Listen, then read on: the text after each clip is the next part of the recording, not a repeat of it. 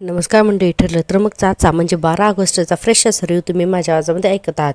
आपण पाहतोय अर्जुन आता चैतन्याने इन्स्पेक्टर सावंतांना घेऊन सरकारी हॉस्पिटलमध्ये आलेला असतात आणि तिथले डॉक्टर सांगत असतात, तुम्ही काळजी करू नका, मी जाते रिपोर्ट बनवीन आणि यामध्ये काही गडबड होणार नाही, याकडे मी लक्ष देईन. आपण अगोदर पेपरवर्क करून घेऊयात आणि मगच टेस्टला सुरुवात करूया. अर्जुन म्हणत असतो की शोर. इतक्यातच आहे ना तिथल्या ना एका वॉर्ड बॉयकडून सगळे डॉक्युमेंट खाली पडतात आणि तो सॉरी म्हणत असतो. आता डॉक्टर संजय म्हणतात की कदम इकडे या म्हणून ओळख करून देतात आणि म्हणतात, हे बघा त्यांना ना बोन एज टेस्ट ना परत करायची आहे. अर्जुन सर, मागच्या वेळेस जेव्हा ही टेस्ट केली ना त्यावेळेस आहे ना देखरेख हाच वॉर्ड बॉय कदम आहे ना तर तो करत होता. आता तो कदम म्हणतो की का हो सर, काही झालंय का? आता डॉक्टर संजय म्हणतात, हे बघा ॲडव्होकेट सुभेदार यांना संशय आहे की मागच्या केसमध्ये काहीतरी गडबड झाली, तर त्यामुळे पुन्हा त्यांना ती टेस्ट करून घ्यायची. अर्जुन म्हणतो, हो कदम, मला सांगा की मागच्या वेळेला जेव्हा टेस्ट झाली त्यावेळेस काही चुकीचं घडलं होतं का हो, किंवा काही संशयास्पद किंवा विचित्र असं काही घडलं होतं का? आता तो कदम आहे ना जरा असं ना विचित्रच बोलतो, म्हणजे विचित्र काही नाही, असं विचित्र काहीच झालं नाही. आता अर्जुन म्हणतो, काय हो वॉर्ड बॉय, तुम्ही एवढे घाबरलेल्या का दिसताय, टेन्शन कसलं आलंय तुम्हाला? आता तो कदम म्हणतो, अहो ते मग असे का पेशंटची नातेवाईक आली होती ना तर ती मला धमकी देऊन गेले. तो आता डॉक्टर संजय म्हणतात, अलीकडे असंच झालंय हो, आम्ही काय ट्रीटमेंट द्यायची नाही, हे पेशंटचे ना नातेवाईकच आम्हाला समजावून सांगतात. आणि आता बघा हा कदम इतका घाबरलेला असतो ना की बस. आणि डॉक्टर संजय म्हणत असतात, आजकाल कोणी येऊन आमच्यावरती ना दादागिरी करतं. अर्जुन म्हणतो, हे बघा त्या म्हणजे वॉर्डबॉयला सांगतो, जर का कोणी येऊन तुम्हाला इथं दादागिरी करत असेल तर ना मला सांगा आणि हे बघा आणि रिपोर्ट बदला, असं जरी कोणी सांगायला आलं तर लगेचच ॲडव्होकेट चैतन्य गडकरी किंवा सावंत यांना सांगा. आणि जर काही वेळेस कोणी रिपोर्ट बदलण्याचा प्रयत्न केला तर त्या माणसाला मी आयुष्यभरासाठी ना जेलमध्ये खडी पडायला पाठवेन, असं अर्जुनने इनडायरेक्टली आता त्या कदमला धमकीच दिली. आणि आता अर्जुन म्हणतो की डॉक्टर चला तर मग येतो मी म्हणून आता चैतन्य, अर्जुन आणि इन्स्पेक्टर सावंत तिघीजण सुद्धा निघून जातात. आता हा बघा हा कदम इतका घाबरतो ना की अर्जुनच्या धमकीने की बस. आता आपण पाहतोय पुन्हा ना जेलमधला सीन म्हणजे सायली आणि या प्रियाचा. आता इकडे सायली म्हणत असते की माणूस म्हणून तर तू कधी नव्हतीच ग, अगं आणखीन किती खाली पातळीला जाणार आहेस तू? अगं तू हे जे काही बोलतीस आणि जे काही आरोप करतेस ना तर हे सगळं तुझं बाळ ऐकते, हे तर लक्षात येत आहे का तुझ्या?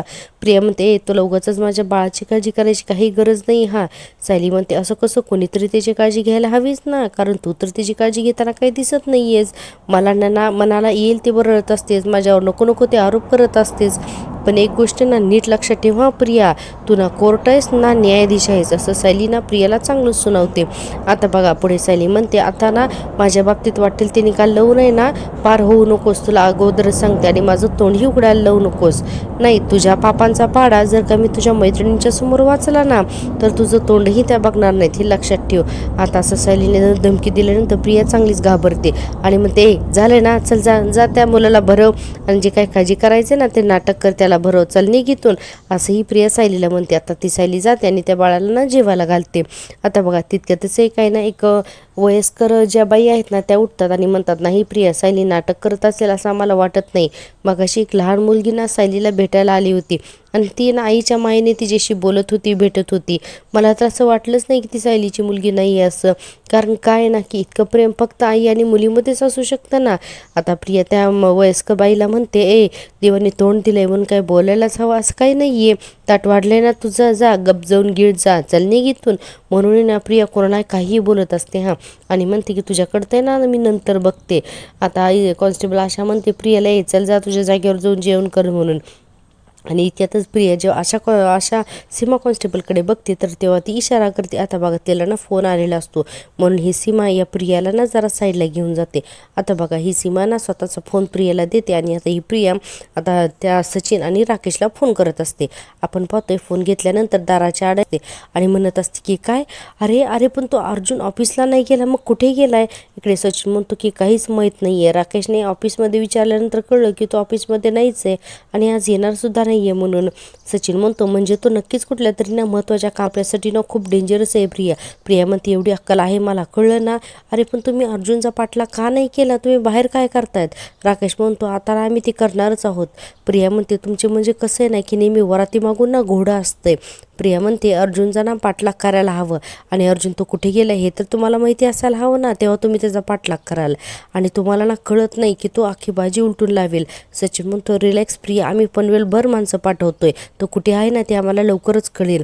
आता प्रिया म्हणते बरं ते अर्जुनचं शेपूट आहे ना चैतन्य, त्याच्यावर सुद्धा ना जरा तुम्ही नीट लक्ष द्या. हां, अर्जुन कुठे गेलाय ना याची हिंट तुम्हाला त्याच्याकडून तर नक्कीच मिळेल.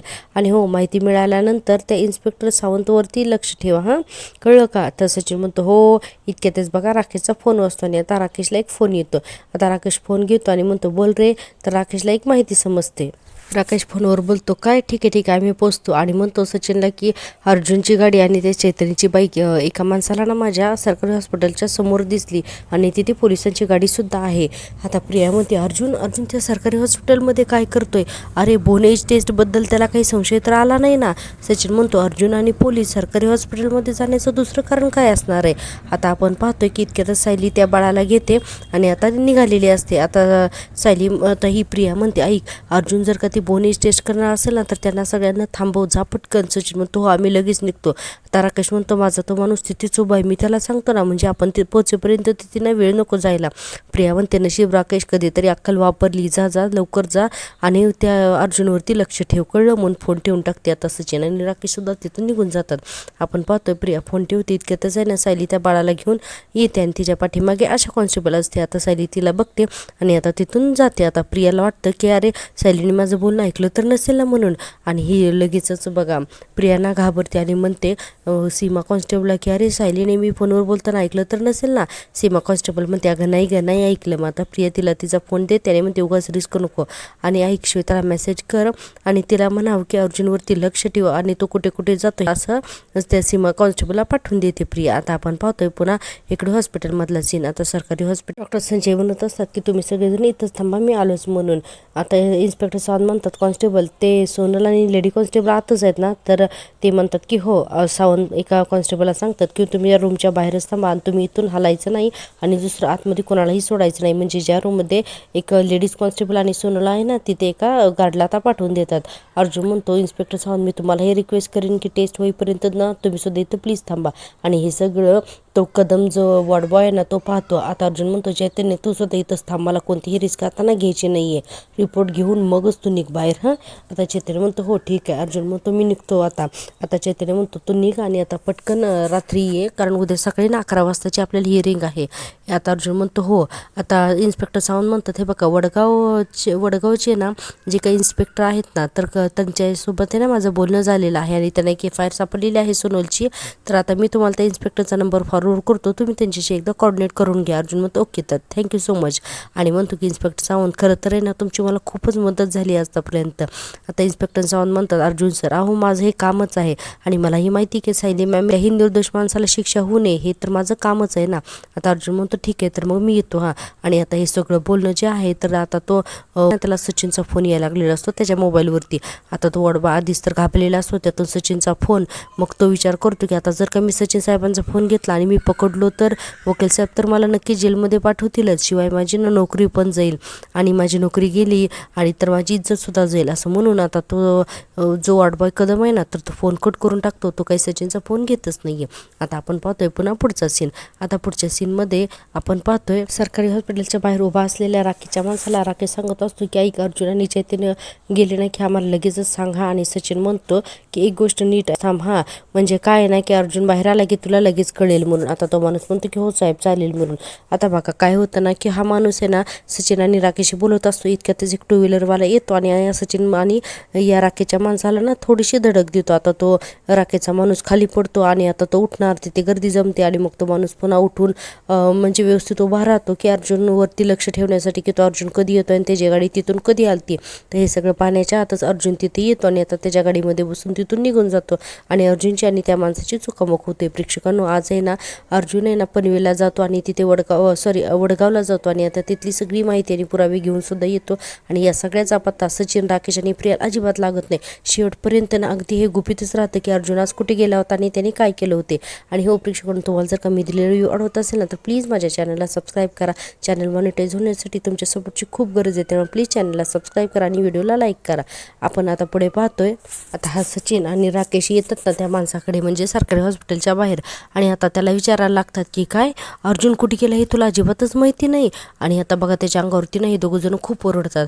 आपण पाहतोय की आता जेव्हा सचिन आणि राकेश येऊन त्या माणसाला विचारतात तर तो म्हणतो की साहेब मला खरंच काहीच माहिती नाही आहे म्हणून. आणि राकेशला वाटत असतं की हा तो खोटं बोलतोय. तो माणूस म्हणतो की अहो साहेब मला खरंच माहिती नाही. राकेश म्हणतो माहिती नाही म्हणजे अरे तू त्या गाडीवरती लक्ष ठेवणार होतं ना. तर तो माणूस म्हणतो साहेब मी तुमच्याशी फोनवर बोलत होतो ना तेव्हा अर्जुन साहेबांची गाडी ना इथे शेजारी उभी होती. पण तेवढ्यात एक बाईकवाला आला आणि त्याने मला टक्कर मारली आणि मी खाली पड. सचिन म्हणतो म्हणजे तुझं लक्ष नसताना अर्जुन इकडून निघून गेला. तर तो माणूस म्हणतो हो. आता सचिन म्हणतो अर्जुन बरोबर ते चैतन्य आणि पोलीस ऑफिसर होते ते पण गेले का. तर तो माणूस म्हणतो नाही माहिती. राकेश ओरडतो त्याच्या अंगावरती म्हणतो अरे माहिती नाही म्हणजे मूर्ख आहेस का तू. अरे एवढं एक साधं काम दिलं होतं तुला ते पण तुला करता येत नाही का. सचिन म्हणतो थांब राकेश आता चिडचिड करू ना काही उपयोग नाही आहे. आणि त्या माणसाला म्हणतो ऐक तुझी बाईक घ्या आणि आता अर्जुनच्या गाडीचा पाठलाग कर. आणि ती गाडी दिसली ना की आम्हाला लगेचच आम्हाला लगेच त्या माणसाला ना आता सचिन पाठवून देतो. इकडे आपण पाहतोय की रात्री श्वेता म्हणत असते की कल्पना मावशी सायलीताईच्या डब्यात ना मी खिचडीसुद्धा भरली आहे.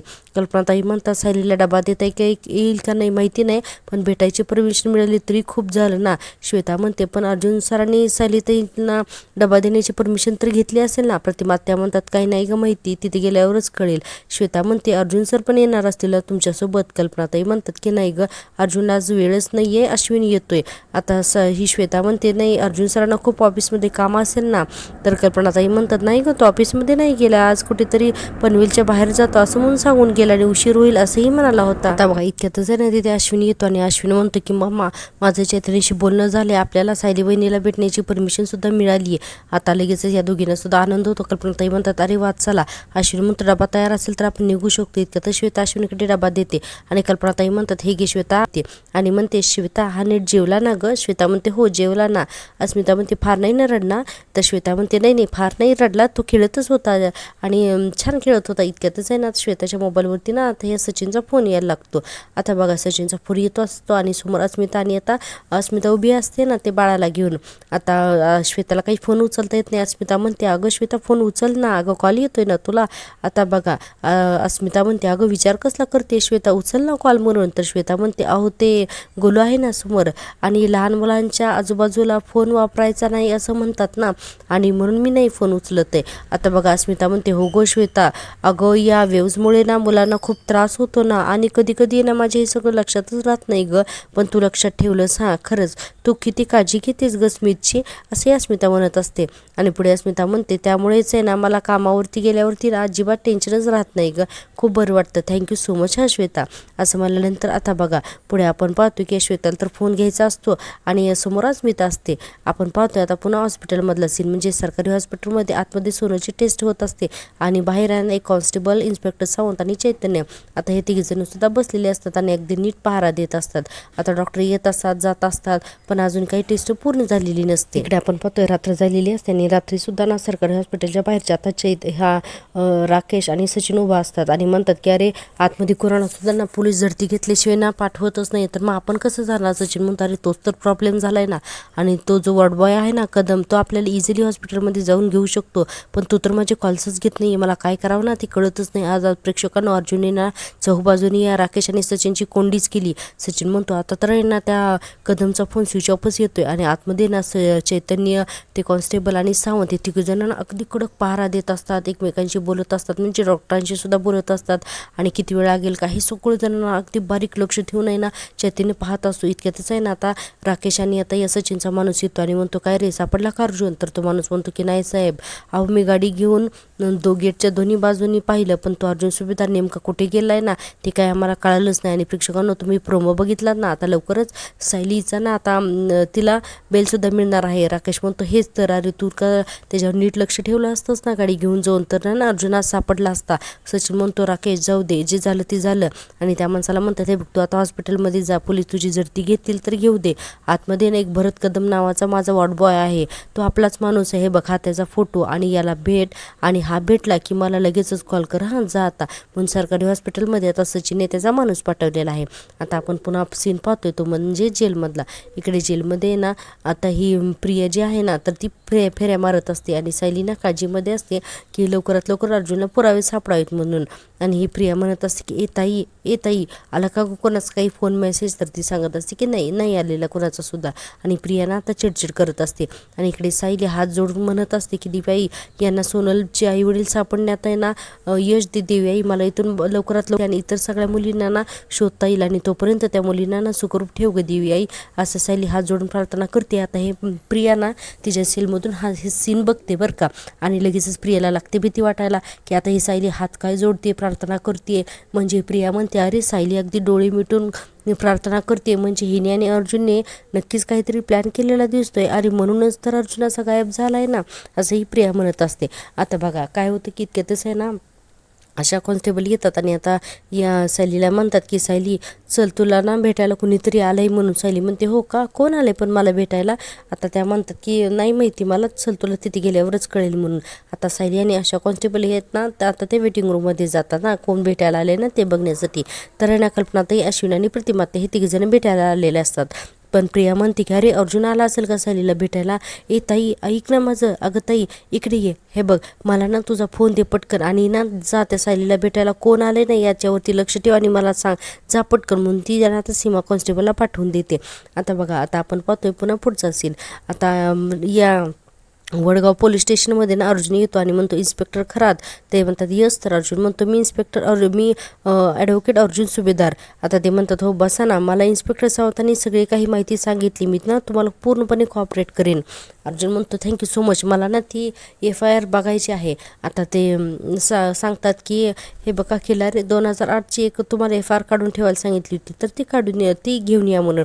आणि आता ते वडगावचे जे पोलीस इन्स्पेक्टर आहेत ना तर ती FIRची कॉपी आहेत ना तर ती अर्जुनला देतात आणि म्हणतात की हे बघा त्या मुलीच्या आईवडिलांनी त्यांची मुलगी 3 वर्षाची असताना हरवली होती अशी एक FIR 2008 साली केलेली होती आणि त्याची ही कॉपी आहे म्हणून. आता अर्जुन ती पूर्ण कॉपी बघतो आणि म्हणतो की हां यातमध्ये चर्चेमध्ये आग लागली होती हे सुद्धा कळतंय. आता ते पोलीस म्हणतात हो ती जी आग लागली होती ना आणि जो गोंधळ झाला होता ना त्यामुळेच ही मुलगी हरवली होती आणि FIR मध्ये त्या मुलीचं तसं वर्णनसुद्धा आहे. अर्जुन म्हणतो हो ज्या मुलीचं वर्णन दिलंय ना तिच्या पास्टबद्दलच आम्ही एव्हिडन्स आहे, थँक्यू सो मच. आणि पुढे म्हणतो बरं या मुलींच्या आईवडिलांशी मला बोलता आलं तर बरं होईल आणि जर का त्यांच्याकडे हिच्या जन्माचा दाखला असेल तर तो सुद्धा मला उपयोगी पडेल. आता इन्स्पेक्टर म्हणतात हे बघा त्या FIR मध्ये जो नंबर दिला होता ना मी त्या नंबरवरती कॉल केला पण तिथे ना कोणी रिसिव्हच करत नाही फोन.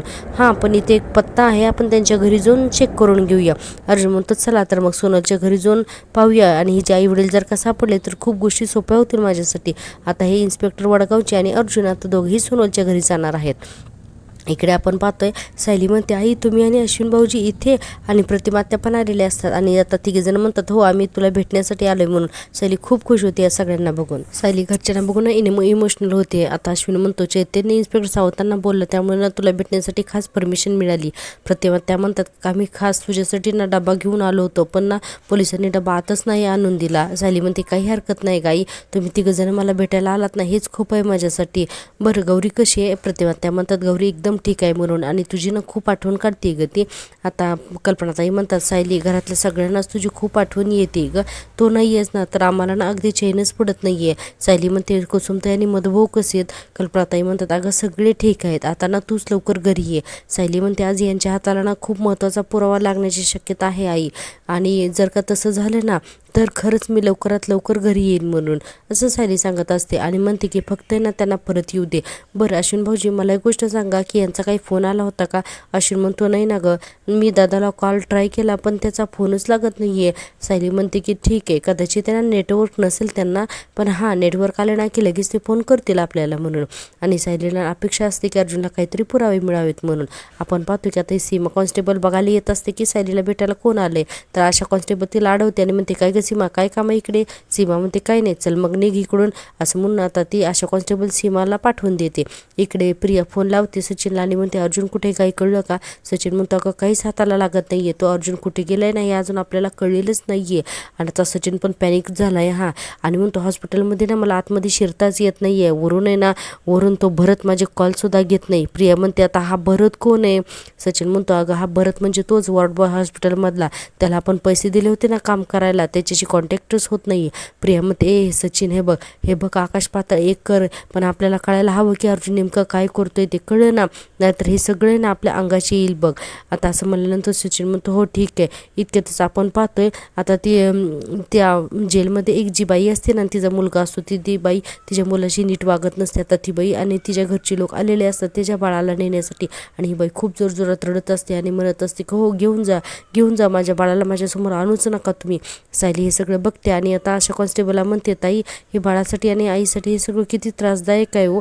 ती बाई म्हणत असते की तुम्ही मुद्दाम करताय ना, हे माझ्या बाळाला माझ्यापासून दूर करताय ना तुम्ही. आणि त्या बाईचा नवरा म्हणत असतो, अगं याला कायद्याने तुझ्याकडे राहण्याची परमिशन मिळाली होती ना, पण आता तुला हा नकोय, तर आम्ही तर काय करू. ती बाई म्हणते, मी कधी म्हणाले की मला नकोय. आता मग तिचा नवरा म्हणतो, मग तू याच्याशी का वाईट वागतीस, आणि तू आता तर म्हणालीस ना घेऊन जा म्हणून. ती बाई म्हणते, अहो मला माझं बाळ आहे ना जेलमध्ये वाढवायचं नाही आहे, म्हणून माझी मानसिक अवस्था ना आता खराब व्हायला लागली, पण आहे ना मला आता त्याच्यापासून दूर पण नाही राहायचं हो, मला माझं बाळ हवं आहे, असं ती बाई म्हणून रडत असते. आणि म्हणते की गुन्हा मी केला आणि याची शिक्षा माझं बाळ भोगते, असं म्हणून ती बाई खूप रडत असते. आणि तिचा नवरा आणि ती सासू सासरे बाळाला घेऊन चाललेले असतात. आणि ती बाई रडत रडत म्हणत असते, सांगा ना मी आता काय करू. पण तिच्या घरची काही ऐकत नाहीत आणि तिच्या बाळाला घेऊन जातात. आता इतर कॉन्स्टेबल महिला आहेत ना, तर त्या आता त्या बाईला सुद्धा ना सेलमध्ये घेऊन जातात. इकडे प्रिया म्हणत असते, सीमाताई, ए सीमा अगं इकडे ये ना, हे घे तुझा मोबाईल आणि मला सांग सायलीला भेटायला कोण आलंय. सीमा म्हणते, मला नाही ग माहिती, मी बघायला गेले होते, पण काय नाही की दारातच आशाताई उभे आहेत आणि त्या मला ना आत कोण येत ना ते बघूच देत नाही आहे, त्यामुळे मला नाही दिसलं. आता ही प्रिया तिच्या अंगावर जोरात ओरडते आणि म्हणते, जा निघा आता इथून. आणि म्हणते, एक ही गोष्ट आहे ना माझ्या मनासारखी होतच नाही आहे, म्हणून प्रिया खूप चिडचिड करायला लागते. आणि म्हणते, एखादी गोष्ट चुकायला लागली ना की एकाच वेळेला सगळं काही चुकतं, आणि एक एक करून आहे ना सगळं चुकायला लागतं. पण प्रिया होती ना हायपर, आणि म्हणते एक गोष्ट माझ्या हातून निष्ठच चालली म्हणून एकटीच बडबडायला लागते, आणि त्या जेलच्या गजांवरती ना आता हात आपटायला लागते, आणि प्रिया खूपच हायपर होते.